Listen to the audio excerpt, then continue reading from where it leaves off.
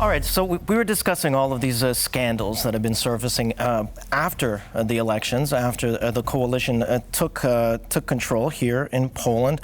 Now, how do you think that's going to affect the chances of what is currently the opposition getting some seats in the European Parliament? From the exit polls we're looking at, and well, from the polls that have been taking, it doesn't look like it's affecting them very much.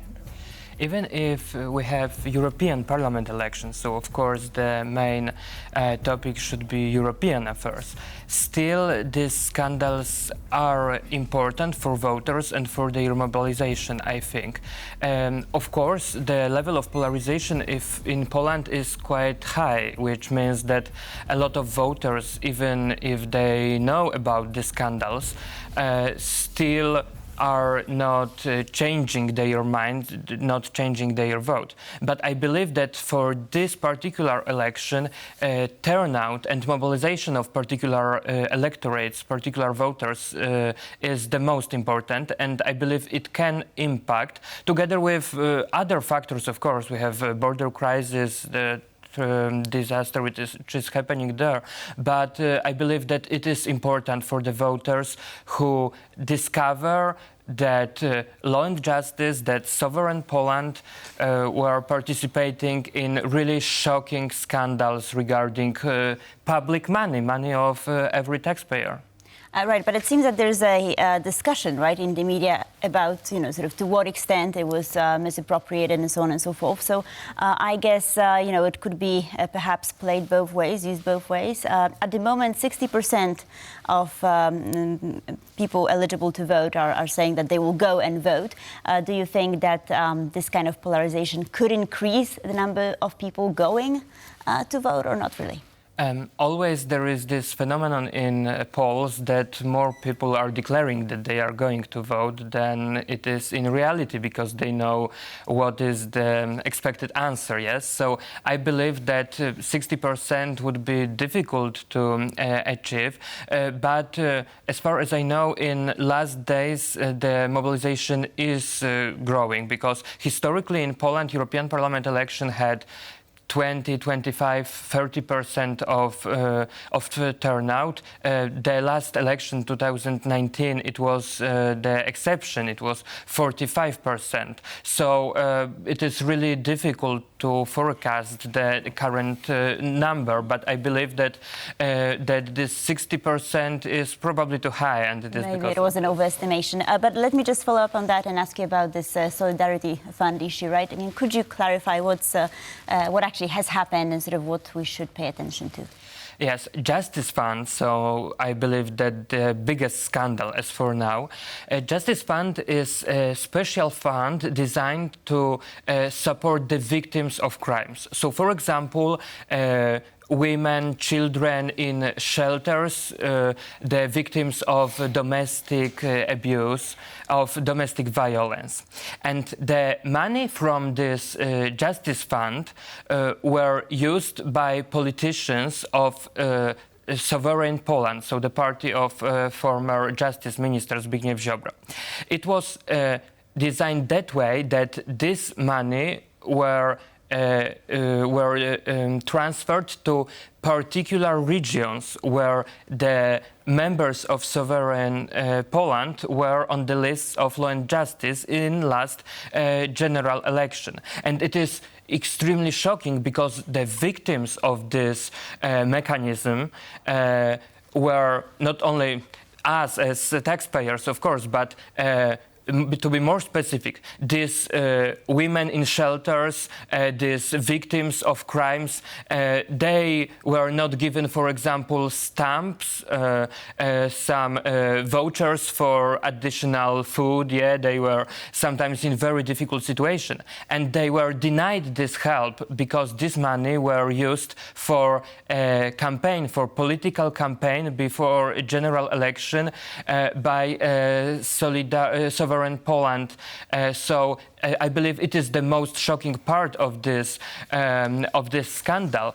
But also the problem here is that the judges in Poland were obliged to give money after giving judgment, after giving sentence in a criminal trial, to give money as compensation for this justice fund. And this particular money were misused. It is really difficult situation, and I believe that it really needs justice.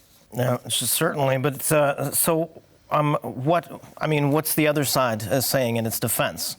What's their defense?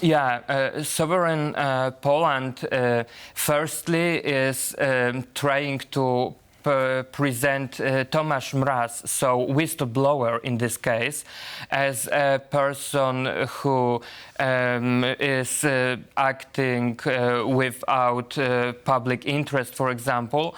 But what is clear that he has recorded tapes with politicians of sovereign Poland. On these tapes there is a lot of shocking information regarding how this money were transferred, about quotas which were given for particular candidates of sovereign Poland. Of course, they are arguing that some part of this money were designed for some local communities, for example, to give better cars for firemen in local villages, in local communities. But it does not change the situation that the majority of this money were misused. Right, I remember already in 2023, they were actually quite proud that the money was used to buy, I believe, kitchen appliances. So I'm not really sure if that's, that is what the fund was meant to do. But I guess we'll have to wait and see where's the judgment on that. But let me ask you about a particular candidate to the European Parliament, Mr. Obajtek. I mean, there's lots going on around him, right? And sort of, I wanted to ask you about, so these candidates are pre-vetted, right, by a given political party before they're being put on the on these lists. So why would Law and Justice actually suggest him as a candidate to the European Parliament if he's such a controversial figure? The lists of Law and Justice are full of people who had problems and legal issues, on the very good places in Podlasie, in Lubelskie Voivodeship. There are people who were convicted criminals, they were pardoned by Andrzej Duda, president, but they were convicted criminals because of abuse of power.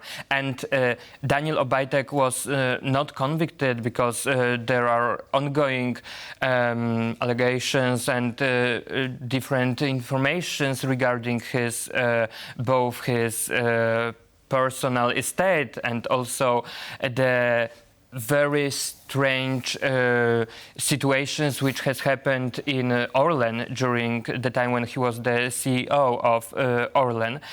I believe that Law and Justice in this election wants to show that they are not taking into consideration all public debate about that. Law and Justice has radicalized through over last 6-7 months after they lost the power. It was visible with Kamiński and Wąsik case, and now it is visible with the construction of lists, because even some of politicians of Law and Justice are admitting that, for example, giving good places for convicted criminals is not a good idea to be respected also in European Parliament. So I believe that all these candidatures also of Obajtek it is a kind of provocation in order to show that they are so strong that they can give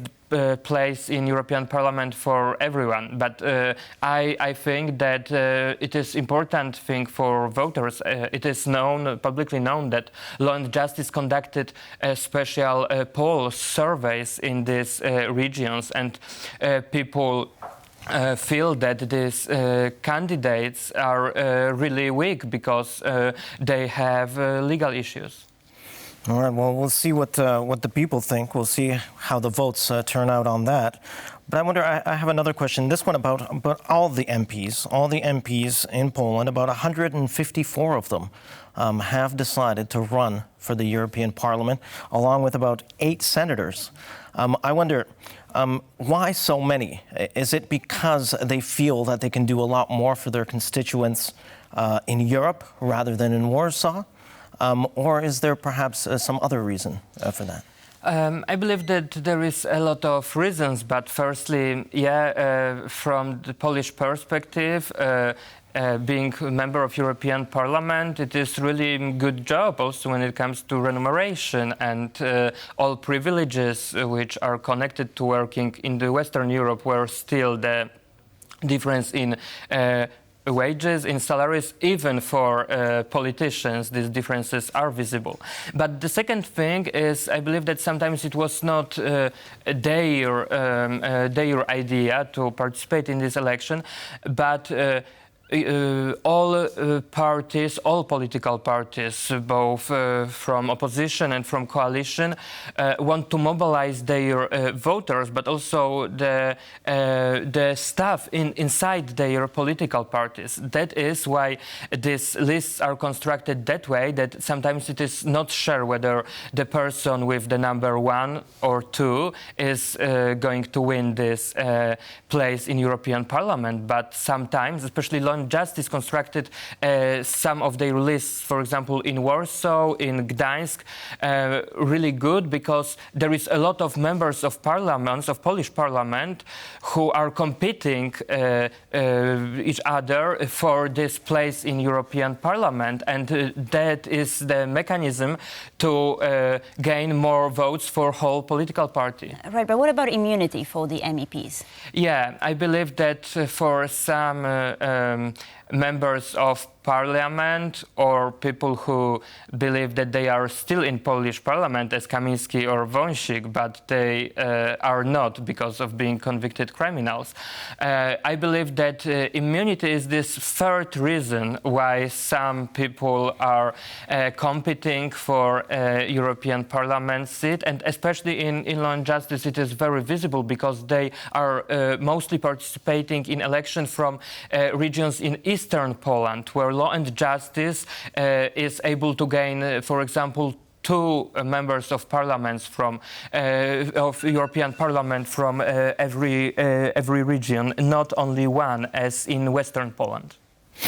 Jakub Kocjan, thank you, sir, for being with us this Thank you very afternoon. much. Thanks very much. Pleasure.